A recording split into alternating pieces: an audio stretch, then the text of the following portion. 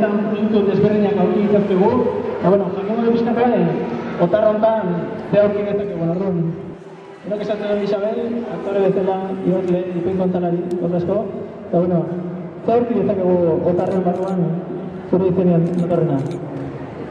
Haute idatzi dugun matxin ilustratzaileak dabilok, lamiak eta emakina liburu bat, ilustrazioekin, eta ipuin zaharra da, lehenda bat, Euskal Herriko lehenda zaharra da, eta dene sorprezako askok ezagutzen zuena, eta, nire hitzekin jarri dut, lamien inguruko kondaira berezi bada, ze nik enbeste liburu eta enbeste ipuin irakurri ditut, eta kondaira honetan agertzen da berezitasuna da, eta akaso beste mailagoa, baina nik ezagutzen dutena bentsata, lamiak beraiek hurbildu zirala pertsonen gana laguntza eske.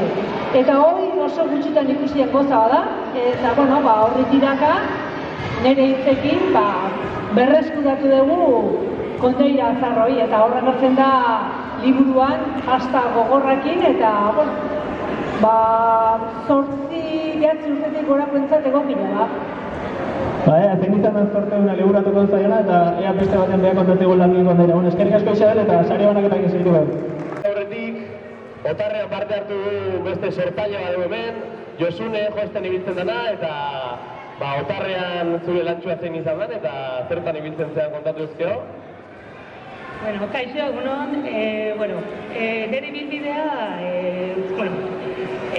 beti sortzea da, sormena, eskuekin, gustatzen zait gauzak egitea, eta azkenian, eskaini zigutenian otarretan parte hartzea, ilusio handiakin hartu genuen, eta nire aportazioa izan dira poltsak eta karterak.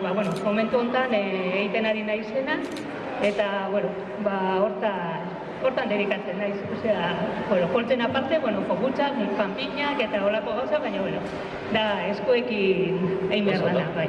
Eskerrik asko parte hartzeatik, Josune. Zuei, mila esker.